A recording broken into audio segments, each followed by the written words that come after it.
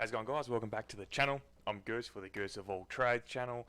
And like I said in my previous video about the Socceroos World Cup team and my predictions for them, I stated in that I'm half Welsh, half Australian, so I would be covering the Welsh team as well. Unfortunately, I was meaning to record and post this last night, but a bit busy and it didn't happen, so I'm doing it today. If you haven't checked out the Socceroos video, be sure to check that one out. But let's get into this Welsh squad.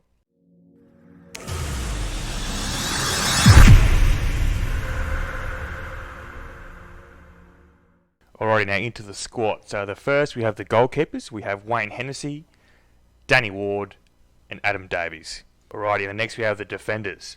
Chris Gunter, Ben Davies, Connor Roberts, Ethan Umpundu, Chris Meppen, Joe Roden, Nico Williams, Tom Lockyer, and Ben Cabango. And the midfielders are up. So we have Aaron Ramsey, Joe Allen, Harry Wilson, Johnny Williams, Joe Morrell, Matthew Smith, Dylan Levitt, Ruben Colwell, and Sorba Thomas. Alrighty, lastly, we have the forwards. We have Gareth Bale, Daniel James, Kiefer Moore, Brennan Johnson, and Mark Harris. Alrighty, so that was the squad. Apologise if I mispronounced any of those names, so I highly apologise. With my strong Australian accent, it does get hard to pronounce some names from different countries, so I apologise. Hope I didn't offend anyone. But anyway, on to the prediction. So I'm completely excited because this is obviously the first time in my life where both of my teams, because like I've stated earlier, I'm half Welsh, half Australian. I don't have a lot of my Welsh family here in Australia, unfortunately. I have my father and his mum, my grandma, and that's it.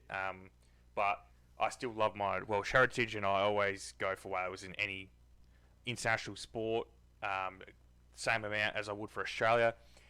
So I'm glad they're not in the same group or anything like that, because that'd make it a bit hard. But so this is the first time, because Wales haven't qualified since 1958. This is a long time coming.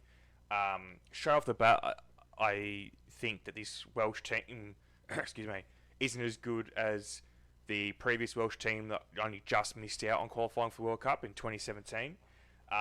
Big call. There have been a few players retire and just a few players out of form, and just the age, they've gotten a bit older. But Wales do have a very, very good spread of youth and veterans, we'll say, experience.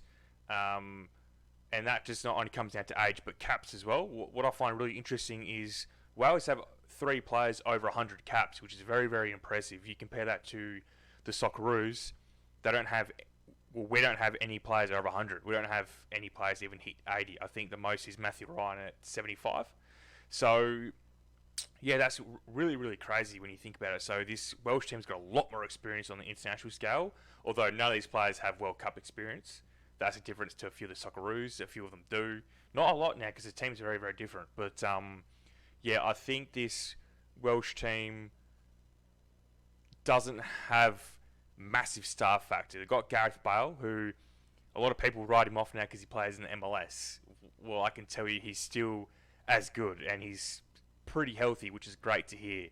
Because if Gareth Bale were to go down just before the World Cup or early in the World Cup, you'd write Wales off, and that's not offense to the rest of the team. But they have Aaron Ramsey as well, who is not playing for the teams he used to play or playing in the leagues he used to play, so to speak, but he's still playing really good football. I think he's 31, 32.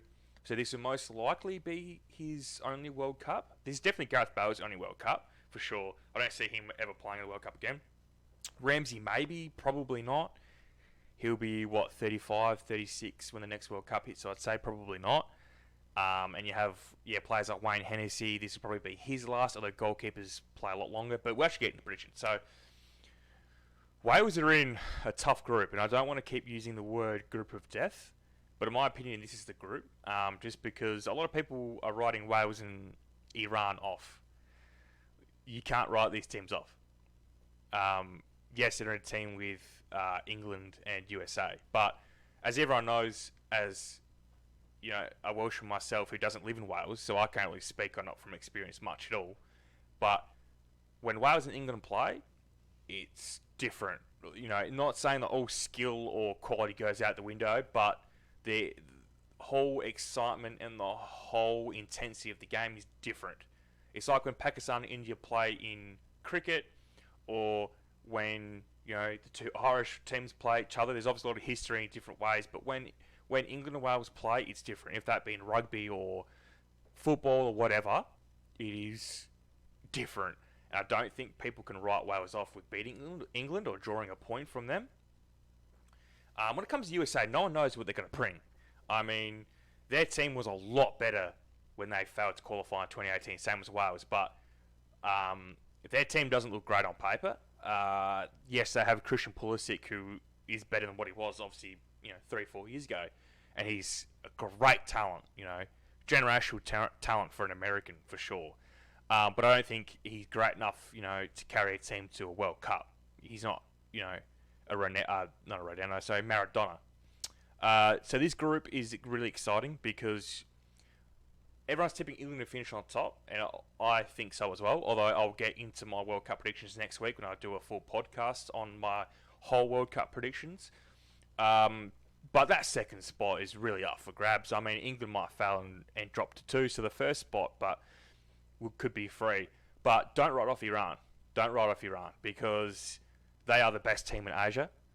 Asia is, in my opinion, a better quality-wise than Africa. Obviously, poor Oceania. But, yeah, so Iran, I think they're ranked 22, 23 in the world right now. Rankings don't always mean a lot. But, yeah, I think Wales is in a really, really tough group. Although I don't see Wales going pointless. I don't even see them only having one draw either. I think if they're to draw, it'd be 2 draws. But I think Wales can get a win. I think they can beat USA, and I think they can beat Iran. Can Wales beat England? Probably not. Can they draw a point? Absolutely. Absolutely. I think they can draw a point from them. This group is just so exciting. It's the most exciting group in my opinion because anyone can come out of this group. Now, Wales on paper doesn't look great, I know. And like I said, the team's a lot weaker. Up front really worries me. You have obviously Gareth Bale. He's not obviously a pure striker, but he does. I mean, he can score goals. I mean, I don't think it's going to happen, but I wouldn't be surprised if Gareth Bale did score a hat trick because he's that type of player. He's such an X factor. He's so exciting. He can win a game on his back, and if that be scoring a goal, whatever. And you have Aaron Ramsey as well, who can score as a midfielder. They rely on him from penalties and from free kicks. They have him and Gareth Bale, who are both very reliable. So they can pick and choose, and it's probably hard to scout because the teams don't know who they're going to pick to go up, and who knows? They probably don't even know until they decide on it in the last minute. I am rambling a lot, but yeah, it's wishful thinking for me to think Wales can get out of this group.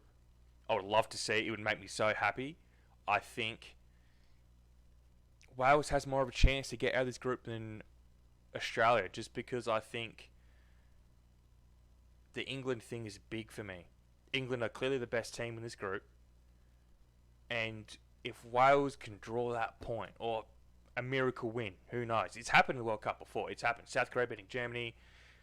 It happens. Japan beating teams as well. It happens. It happens at the World Cup. Why not Wales beating England? Yeah, it's unlikely, but nothing is impossible in the World Cup. In any World Cup, in any sport, nothing's impossible. If Wales can draw England, they'll be looking good. They can beat Iran and they can beat USA. And, if they draw all games, most likely they're not going to get out of the group. But I don't want to get too much in the group predictions because, like I said, I'll touch on that next week in a full podcast episode. But yeah, the forward line does really worry me. You have, I think, Kiefer Moore is about 9 goals from 28 games. 28 caps, which is quite good. And Kiefer Moore is really, really dangerous with the header because of his height, because of his strength. He's very good at heading. I think he's Wales' only hope kind of in the air. I could be wrong, but that's just my opinion. I don't think Wales is going to be a high scoring team. I'll be very, very surprised if Wales scores in any game more than 2 goals, and if they score 2 goals multiple times, I'll be very surprised. I'm not saying they can't score, I just don't think they're a high scoring team.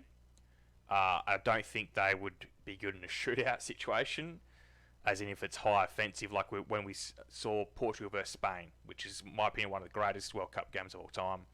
They went 3-3 by the end. I don't see Wales being in a shootout like that. I think if a team scores 3 against them, I think they're losing 3-0, 3-1 or 3-2.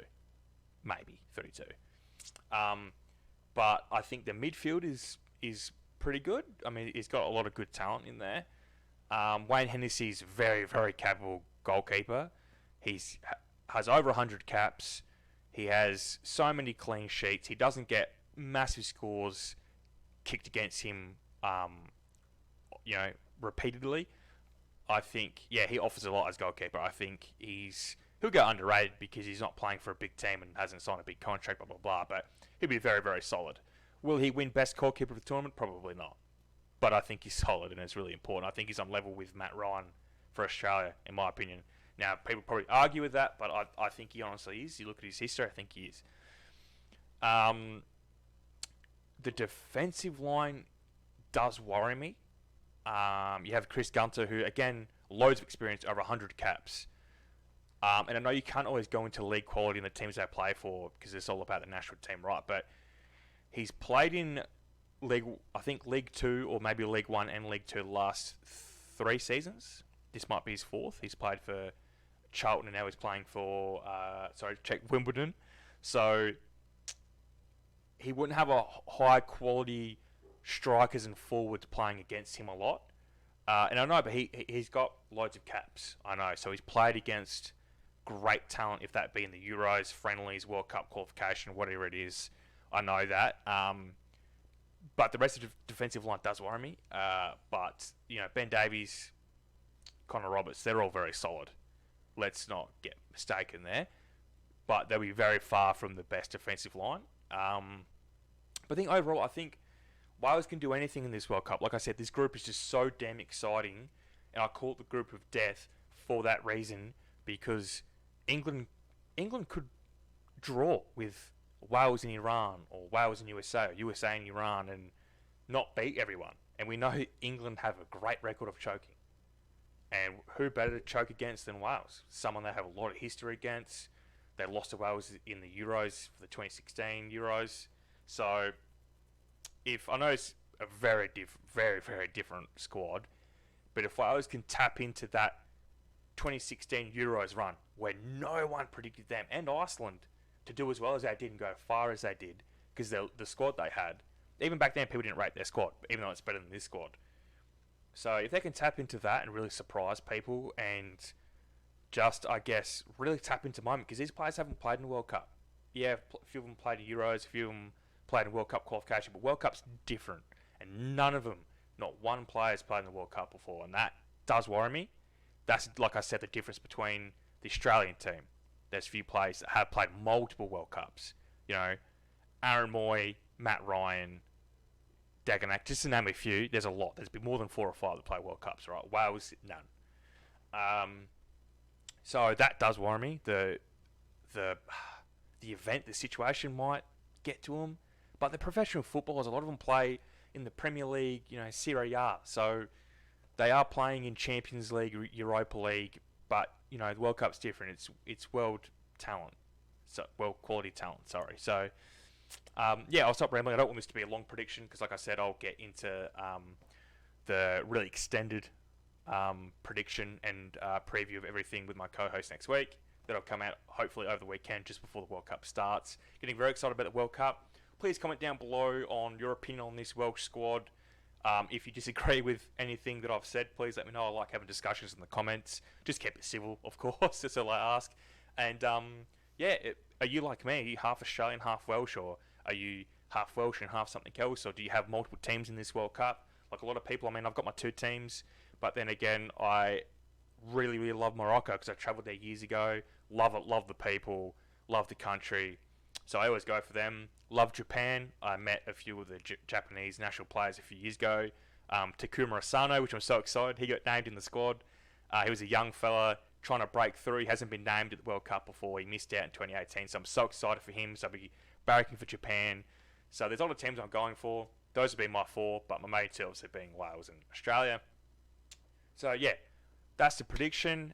That's the squad. Like I said, if you want to see more World Cup content, please hit that subscribe button, like this video to show me that people like these videos. I'll keep doing them. I enjoy doing them. I love the World Cup as much as anything sporting wise. So yeah, please comment down below anything you'd like me to preview. If there's your national team that the squad's just been announced, comment down below. I'm happy to cover any team that people want to be covered.